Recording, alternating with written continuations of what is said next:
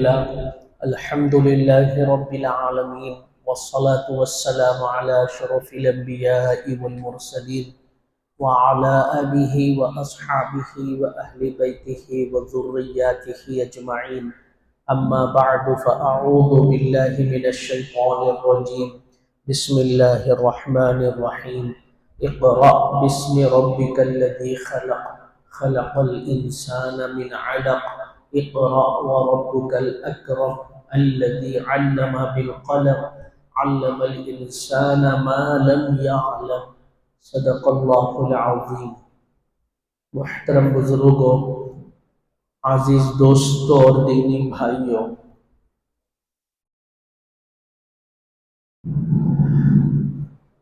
ہم سب کا یہ عقیدہ ہے کہ اللہ تبارک و تعالیٰ نے اس دنیا کو بنایا ہے. پہلے کوئی بھی چیز پیدا نہیں ہوئی تھی.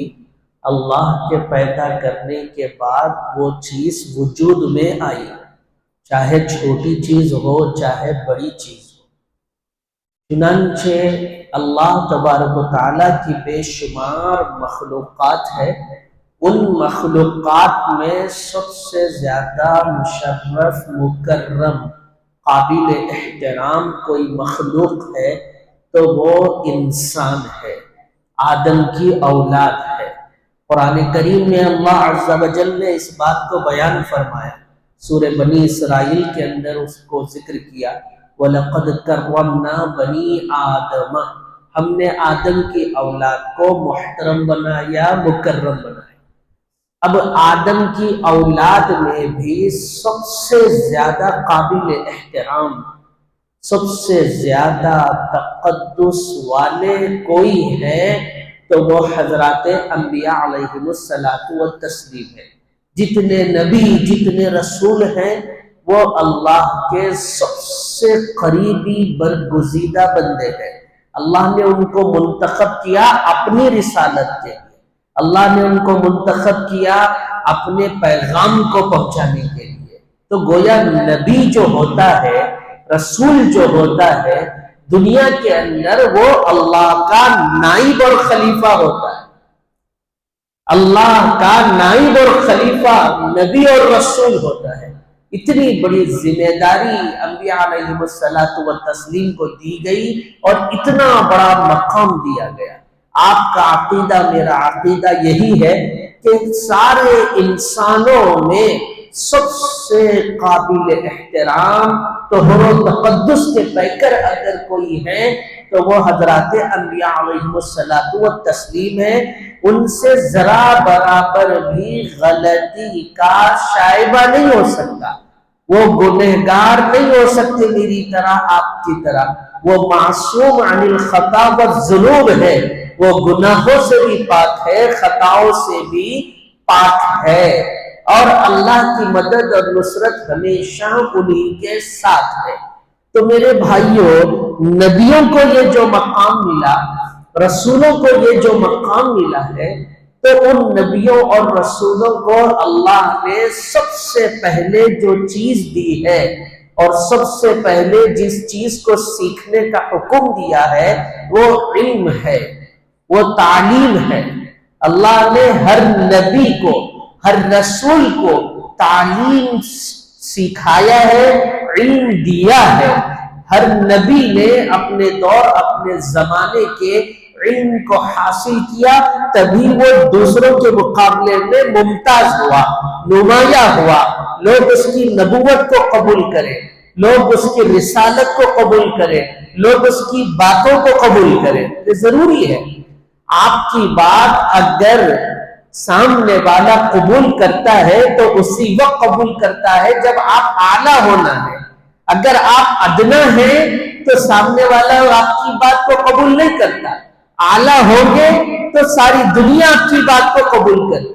تو وہ منصب نبوت، وہ منصب رسالت دنیا کا سب سے بڑا منصب، اور نبیوں کی باتوں کو ہر دور میں جو قبول کیا گیا، اس وجہ سے قبول کیا گیا کہ اللہ نے ہر نبی کو، ہر رسول کو ان کے زمانے میں جو ضروری علم تھا وہ سکھلایا. قرآن کریم میں سورہ بقرہ میں پہلے پارے کے تیسرے چوتھے رکوع کے بعد اللہ نے صاف فرمایا وَعَلَّمَ آدَمَ الْأَسْمَاءَ كُلَّهَا ثُمَّ عَرَضَهُمْ عَلَى الْمَلَائِكَةِ کہ آدم کو جب اللہ نے بنایا تو سب سے پہلے اللہ نے چیزوں کا علم آدم کو سکھلایا کہ دیکھو یہ جنت ہے، یہ جہنم ہے، یہ فلاں درخت ہے، یہ پھل ہے، یہ فروٹ ہے، یہ میوے ہے، ساری چیزوں کا علم اللہ نے آدم کو دیا۔ پھر حضرت داؤد کو اللہ نے لوہے کا علم دیا تھا، وہ آرام کے ساتھ ہاتھوں سے موم کی طرح لوہے کو آرام سے جہاں چاہتے وہاں گھما دیا کرتے تھے، وہ میدان جنگ کی زرہ بنا دیا کرتے تھے۔ حضرت عیسیٰ کو اللہ نے درختوں میں کون سے درخت میں شفا ہے اور کون سے درخت سے کون سی بیماری کا علاج ہے اس کا علم حضرت عیسیٰ کو دیا۔ حضرت نوح علیہ السلام کو اللہ نے بڑائی کا علم دیا کہ لکڑی کے ذریعے سے کیا کیا آپ بنا سکتے ہیں، سارا کا سارا علم حضرت نوح علیہ السلام کو دیا۔ غرض یہ کہ ہر دور ہر زمانے میں اللہ نے ہر نبی اور رسول کو جو سب سے پہلے اپنی نعمت سے نوازا ہے تو وہ صفت علم ہے۔ اللہ کے نعمتوں میں سب سے بڑی چیز علم۔ پھر آئیے سب سے آخر میں میرے نبی محمد عربی صلی اللہ علیہ وسلم کو نبی بنایا گیا۔ غار حرا میں پیغمبر علیہ السلام جلوہ افروز ہے اور حضرت جبریل امین کو بھیج کر اللہ تبارک و تعالی محمد ابن عبداللہ سے محمد الرسول اللہ بنانا چاہتے تھے۔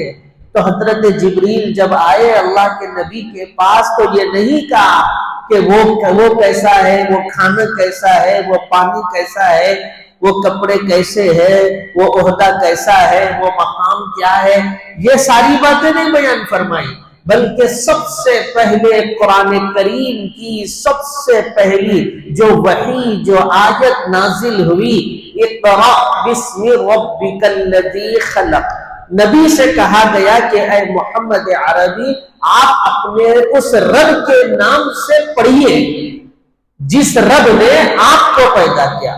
خلق الانسان من علق، وہ رب جس نے انسان کو گوشت کے لتھڑے سے پیدا کیا، اس کے اعضاء بنائے، اس کے جوارے بنائے، کان بنائے، ناک بنائے۔ آگے اللہ تبارک و تعالیٰ نے فرمایا الذی علم بالقلم، وہ رب جس نے قلم سے لکھنا پڑھنا سکھایا۔ علم الانسان ما لم یعلم، وہ رب جس نے انسان کو وہ سکھلایا جو انسان جانتا ہی نہیں تھا۔ تو میرے نبی صلی اللہ علیہ وسلم کو بھی جو سب سے پہلے حکم ہوا وہ حکم ہوا پڑھنے کا۔ تو معلوم ہوا کہ قرآن کی سب سے پہلی آیت کے اندر تعلیم ہے۔ اس دنیا میں جو سب سے پہلے نبی آئے حضرت آدم، ان کو جو حکم دیا گیا وہ بھی تعلیم ہے، اور اس دنیا میں جو سب سے آخری نبی محمد عربی آئے ان کو جو پہلے حکم دیا گیا وہ بھی تعلیم ہے۔ رسول اللہ صلی اللہ علیہ وسلم نے علم کی اتنی بڑی اہمیت بیان فرمائی۔ بھائیوں، اسلام کی جو سب سے پہلی جنگ ہے غزوہ بدر ہے۔ غزوہ بدر اسلام کی پہلی جنگ جن میں مسلمانوں کی تعداد صرف 313 اور مخالفین اور کافرین کی تعداد 3 گنا زیادہ تھی۔ پھر مسلمانوں کے پاس آلات جنگ نہیں تھے، ہتھیار نہیں تھے، تیر تلوار نہیں تھے، گھوڑ سواریاں نہیں تھی، حتیٰ کہ لکھنے والوں نے لکھا پینے کے لیے پانی بھی میسر نہیں تھا مسلمانوں کے پاس، اتنی تعداد میں۔ اور جو کافرین تھے ان کے پاس ساری چیزیں موجود تھی، آلات جنگ سے لبریز تھے وہ لوگ۔ اللہ تبارک و تعالیٰ نے مسلمانوں کو فتح یاب فرمایا۔ آسمانوں سے فرشتوں کے جھرمٹ کو اللہ نے حضرات صحابہ اور محمد عربی کی مدد کے لیے میدان جنگ میں اتارا، اور دیکھتے ہی دیکھتے یہ مٹھی بھر مسلمان 3 گنا زیادہ لشکر سے جیت گئے۔ اور اس میں قید ہو کر کئی کافر آئے ہوئے تھے جن کو قید کر لیا گیا تھا، تو ان کے بارے میں فیصلہ کرنا تھا کہ اب ان کا کیا کیا جائے۔ اللہ کے نبی صلی اللہ علیہ وسلم نے صحابہ کو جمع کیا، مشورہ کیا، ہر صحابی نے اپنے اپنے طور پر رائے دی۔ وہ قید ہونے والوں میں ان صحابہ کے باپ بھی موجود تھے، قید ہونے والوں میں صحابہ کی اولاد بھی موجود تھی۔ ایک طرف باپ مسلمان ہے تو بیٹا کافر کی طرف، کفار کی طرف سے لڑ رہا تھا، ایک طرف بیٹا مسلمان ہے تو باپ کافرین کی طرف سے لڑ رہا تھا۔ ان کے اپنے خونی رشتہ دار بھی تھے، قبیلے کے لوگ تھے، خاندان برادری کے لوگ تھے، اور آپس میں ملنے جلنے والے لوگ تھے۔ ہر صحابی نے اپنے اپنے طور پر رائے دی۔ حضرت عمر ابن خطاب رضی اللہ عنہ کا نمبر آیا تو انہوں نے کہا رسول اللہ اس میں مشورے کی کیا ضرورت ہے، انہوں نے کئی طرح سے ہمارا نقصان کیا ہے، ہماری جانوں کو انہوں نے ضائع کیا، ہم کو تکلیفیں دی ہے، اسلام کا حکم ہے جان کے بدلے جان، تو قصاص میں ان کو قتل کر دیا جائے۔ اور حضرت عمر ابن خطاب نے یہ بھی کہا کہ رسول اللہ ہم مسلمانوں میں سے بیٹا ہے اور باپ کافر بن کر قید ہو کر کے آیا تو بیٹے کو حکم دیجئے کہ اپنے باپ کی گردن اڑائے، رشتہ دار کو ختم کرے۔ حضرت عمر واقعی ان کا جذبہ تھا، جلیل القدر صحابی تھے، ایسی ہی رائے دے سکتے تھے، ان کا روب اور ان کا دبدبہ بڑے بہادر تھا۔ اللہ کے نبی صلی اللہ علیہ وسلم نے سب کی رائے سنی اور آپ نے یہ فیصلہ فرمایا، توجہ فرمائیے آپ، کہ رسول اللہ نے کہا کہ نہ کسی کو مارا جائے گا، نہ کسی کے ہاتھ کاٹے جائے، نہ کان کاٹے جائے، نہ کسی کی گردن کاٹی جائے، بلکہ ان قیدیوں کی سزا یہ ہوگی کہ ان میں جو پڑھا لکھا ہے، جو لکھنا جانتا ہے، پڑھنا جانتا ہے، علم سے واقف ہے، ان کی ذمہ داری یہ ہے کہ وہ ہمارے ساتھیوں میں سے جو پڑھے لکھے نہیں ہیں ان کو پڑھائے، ان کو سکھائے، ان کو تعلیم دے۔ یعنی جان کے بدلے بھی رسول اللہ نے علم کی اہمیت کو اجاگر فرمایا۔ تعلیم وہ چیز ہے جس مذہب کے اندر تعلیم حاصل کرنے والے، علم حاصل کرنے والے ہوتے ہیں، وہ مذہب کبھی بانج نہیں ہوتا، وہ مذہب کبھی گمراہ نہیں ہوتا، وہ مذہب کے ماننے والے کبھی غلط راستے کو اختیار نہیں کرتے۔ اگر علم ہے تو ہی انسان سیدھے راستے پر چلتا ہے، صراط مستقیم پر چلتا ہے۔ علم نہیں ہے تو پھر راستے سے ہٹنا اس کے لیے بہت آسان ہو جاتا ہے۔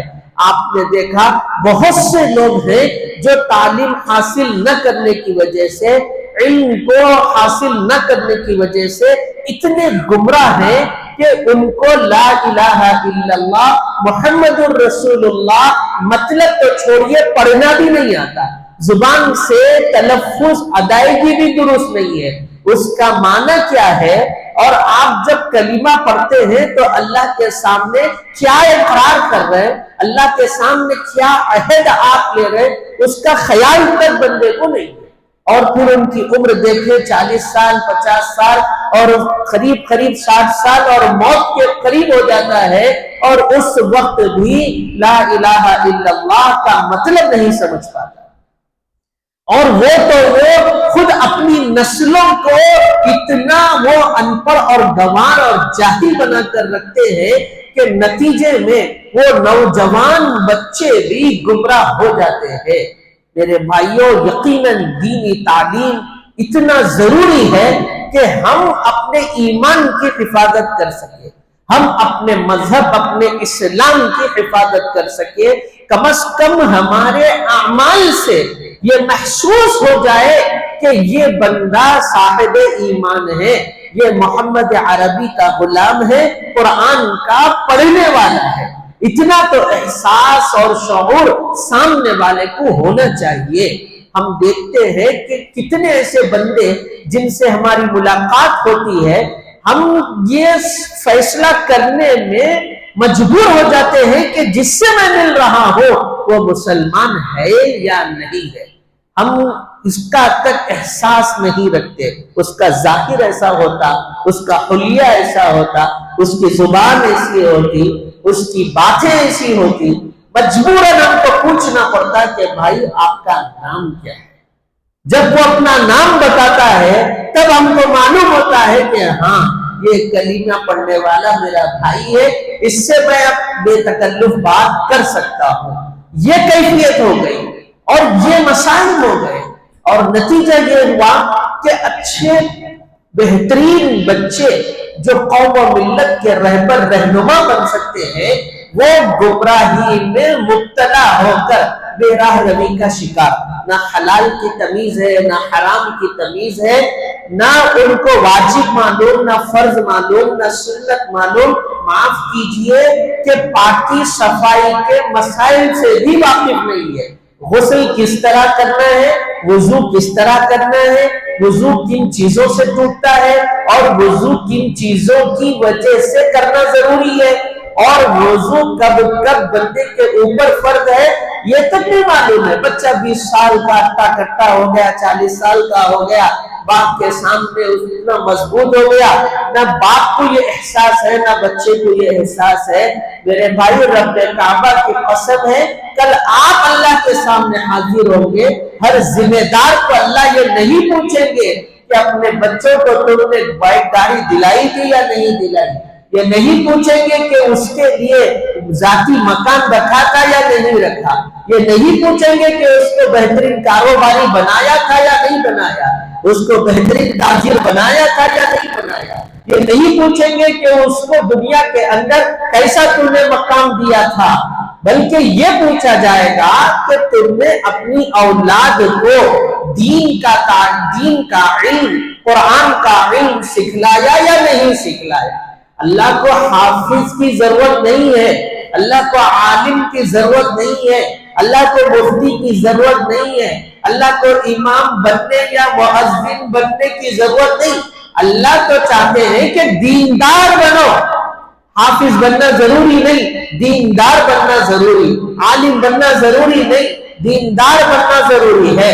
मस्जिद का इमाम बनना जरूरी नहीं, मगर दीनदार बनना जरूरी है। दीनदार से मुराद क्या है? दीनदार से मुराद ये है कि वक्त पर नमाजों का एहतमाम कर ले।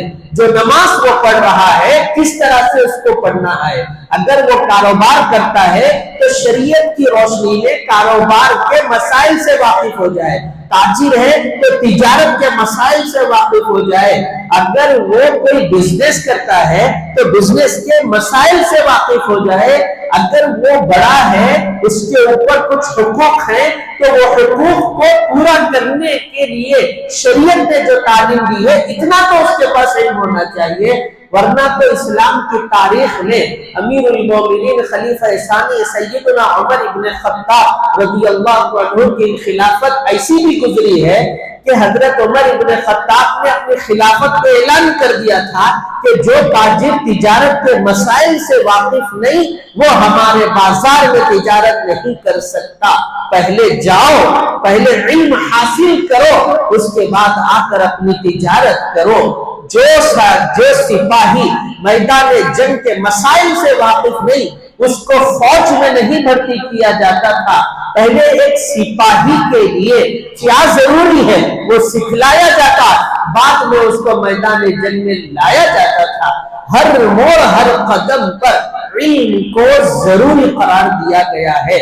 इल्म के बगैर मजहब के अंदर पुख्तगी नहीं हो सकती। वरना तो आपने अपने बड़ों से सुना होगा कि पढ़ने वाली कौम ही कामयाब होती है। बेपढ़े लोग कितने ही असबाब उनके पास आ जाए, फिर भी वो नाकाम होते हैं, वो बेरा रवी का शिकार हो जाते हैं। और आपको मालूम होना चाहिए कि हमने दुनियावी तालीम के लिए इस कदर रुपया पैसा बहाया है, बच्चे को काबिल बना दिया, डॉक्टर तो बना दिया, इंजीनियर तो बना दिया, बच्चे को बेहतरीन प्रोफेसर तो बना दिया, ऑफिसर बना दिया, गवर्नमेंट जॉब उसको दिला दी, सब कुछ उसको दिला दिया, मगर आपका जनाजा रखा हुआ हो तो आगे बढ़ के बच्चा अपने बाप की नमाज जनाजा भी नहीं पढ़ा पा रहा है। हमने अपनी आंखों से उन बच्चों को देखा जो महज इस वजह से रोते हैं कि मैं अपने बाप का जो आखिरी हक है नमाज जनाजा वो भी अदा नहीं कर पा रहा। کتنے ایسے واقعات اور قصے ہیں، وقت اجازت نہیں دیتا کہ آپ کے سامنے تفصیل سے سنایا جائے۔ میرے بھائیوں، یقیناً دنیا کی تعلیم ضروری ہے، مگر پہلے دینی تعلیم ضروری ہے۔ اللہ کے نبی صلی اللہ علیہ وسلم نے دونوں طرح کے علم حاصل کرنے کی تاکید کی ہے، اور تعلیم دی اور ہدایت دی ہے۔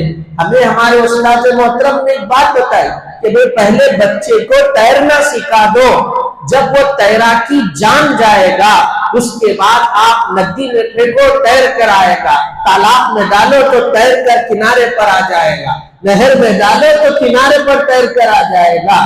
اگر اس کو تیرنا آتا ہی نہیں، آپ بولی میں پھینکو، ندی تالاب میں پھینکو، وہیں پر وہ ڈوب جائے گا۔ تو فرمایا کہ بھئی پہلے بچے کو دیندار بناؤ، اس کے بعد ڈاکٹر بناؤ تو اس کی ڈاکٹری میں دین جھلکے گا، انجینئر بناؤ تو اس کے انجینئرنگ میں دین جھلکے گا، اور وہ بے رحم ڈاکٹر نہیں بنے گا، قابل رحم ڈاکٹر بنے گا۔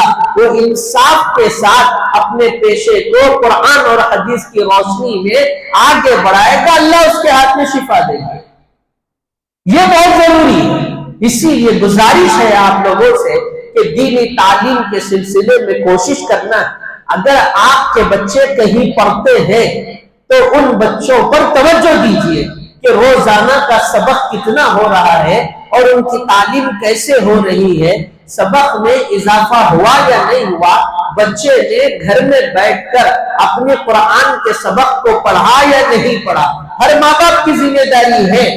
حدیث پاک میں رسول پاک نے فرمایا الا کلکم راع وکلکم مسئول عن رعیتہ، خبردار تم میں سے ہر شخص ذمہ دار ہے، ہر ایک کو اس کی ذمہ داری کے بارے میں سوال کیا جائے گا۔ اب آپ کہیں کہ بھائی انہیں بولتا ہی نہیں، انہیں بتاتا ہی نہیں، پوچھے تو روتا، زیادہ بولے تو غصہ ہوتا، گھر چھوڑ کے چلے جاتا۔ آپ خاموش بیٹھ گئے، یہاں تو آپ خاموش بیٹھیں گے، اللہ کے سامنے کیا کریں گے، وہاں کیا جواب دیں گے؟ بچے ماں باپ کی ہی سنتے ہیں یا پھر پڑھانے والے استاذ کی سنتے، تیسرے کی نہیں سنتے؟ عجیب فلسفہ، ماں باپ ہی کہہ رہے کہ بچے ہماری نہیں سنتے۔ ایسا نہیں ہے، ماں باپ کی ہی سنتے ہیں۔ ماں باپ جتنا بچوں کی کمزوریوں سے واقف ہے، اس کے دوست و احباب بھی واقف نہیں ہوتے۔ ماں باپ تھوڑا سا ذہن لگا کر، توجہ کے ساتھ اس کی کمزوری کا احساس دلا کر، محبت سے، لاڈ سے، پیار سے، میٹھے بول سے اگر سمجھائیں گے تو بچے کیوں نہیں سمجھیں گے؟ جو بچہ چھوٹے سے بڑا آپ کے ہاتھوں، آپ کی نگاہوں کے سامنے ہوا، وہ بچہ کیسے آپ کو چھوڑ کر جائے؟ بہت ضروری ہے اپنے آپ کو بدلنا۔ اگر آپ کے بچے پڑھ رہے ہیں تو پڑھائیے، توجہ دیجیے۔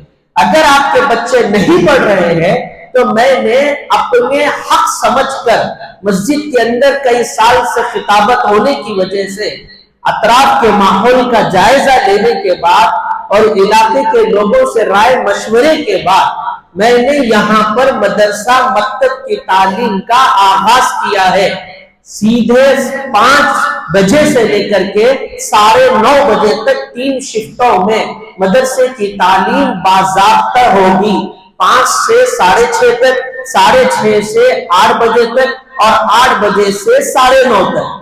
جو بچے اسکول جا کر ٹیوشن جاتے ہیں، اگر بچے 5 بجے ٹیوشن جاتے ہیں تو ان کے لیے 7-8 بجے کا وقت باقی ہے، عربی تعلیم حاصل کر سکتے ہیں۔ جو بچے 7-8 بجے ٹیوشن جاتے ہیں ان کے لیے 5-5:30 کا وقت حاضر ہے کہ بچے آپ کے دنیا والے بھی بنے، بچے آپ کے دین والے بھی بنے، اور تعلیم بھی معیاری انداز سے۔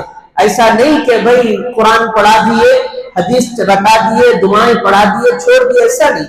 باضابطہ سبجیکٹ وائز تعلیم دینے کا آغاز ہم کر چکے ہیں اللہ کے فضل و کرم سے۔ اسی لیے گزارش ہے آپ حضرات سے کہ اگر آپ کے بچے پڑھتے ہیں تو پڑھائیے جہاں بھی وہ پڑھ رہے ہیں۔ اگر نہیں پڑھ رہے ہیں تو آپ اپنے بچوں کا داخلہ ہمارے مدرسے میں کروائیے، باضابطہ میں خود وہاں پر حاضر رہوں گا، اپنی نگرانی میں آپ کے بچے کی تعلیم اور تربیت کروں گا۔ یہ میرا منشا، یہ میرا مقصد ہے۔ اور اس کے لیے ہم نے جگہ کا جو انتخاب کیا ہے، ہمارے یہ مسجد کے مصلی ہے، اللہ جزائے خیر دے کہ انہوں نے اپنے مکان کے اندر باضابطہ مدرسے کی تعلیم کے لیے ایک جگہ ہم کو دے دی ہے۔ دلخوش نگر میں ہی وہ مکان ہے اور بالکل قریب ہی ہے، وہاں پر روزانہ تعلیم ہوتی ہے، بچے بھی آتے ہیں۔ میں نے چاہا کہ بھئی آپ کے سامنے علن اعلان یہ بات ہو جائے تاکہ آپ بھی مطمئن ہو جائے، میں بھی اپنے طور پہ بڑی ذمہ ہو جاؤں کہ اللہ میں نے تو یہاں تک کوشش کی تھی، یہ کام میرا تھا، میں نے پہنچایا۔ آگے قدم بڑھانا اور بچوں کی تعلیم کی فکر کرنا، ان کے دین ایمان کی فکر کرنا، اور یاد رکھو دین کے بغیر دنیا ناکام ہے، کتنی ہی دنیا آ جائے مگر دین نہیں ہے تو وہ دنیا بیکار ہے، وہ قابل قبول نہیں ہے۔ یہ کام میرا ہے اور میں نے اس کو آگے بڑھانے کی کوشش کی۔ اب آپ کی ذمہ داری ہے کہ آپ آئیے، کانٹیکٹ نمبر موجود ہے، باہر بینرز بھی لگے ہوئے ہیں، اس میں بھی نمبر موجود ہے، آپ انتخاب کیجئے اور بہتر سے بہتر تعلیم کی کوشش کیجئے۔ آپ کے دوست و احباب ہیں تو ان کو بھی رجوع کروائیے۔ 5 سال سے لے کر 25 سال تک کا ہر بچہ پڑھ سکتا ہے، ایسا نہیں کہ 10 سال ہونا ضروری ہے، 12 سال ہونا ضروری ہے، یہ کوئی ضروری نہیں۔ اب 18-20 سال کا ہو گیا، کیا پڑھنا، بولنا نہیں آ رہا، کچھ نہیں، آپ بھیجیے، کلاسز اٹینڈ کروائیے، اس کے اندر کیا تبدیلی، کیا انقلاب آئے گا، اس کا احساس آپ کو خود ہوگا۔ اسی لیے 25-30 سال تک کے بھی نوجوان جو شادی شدہ ہے، جو غیر شادی شدہ ہے، سب کے لیے سہولت ہے بھائی۔ میں بڑی ہمت کے ساتھ، جرأت کے ساتھ اتنا وقت نکال کر آپ کے علاقے میں، آپ کے درمیان میں موجود ہوں، صدر صاحب کی اجازت سے اور ہمارے دیگر حضرات کی اجازت سے آپ اس کا بھرپور فائدہ اٹھائیے، جتنا ہو سکے آپ توجہ دیجئے، دلچسپی لیجئے۔ اللہ سے دعا ہے کہ اللہ پاک اس کار خیر کو دیر تک، دور تک جاری اور ساری فرمائے، اللہ ہماری اس کام کو قبول فرمائے اور ترقی سے سرفراز فرمائے۔ وآخر دعوانا الحمدللہ رب العالمین۔ جو حضرات سنت نہیں پڑھے ہیں پڑھ لیجئے۔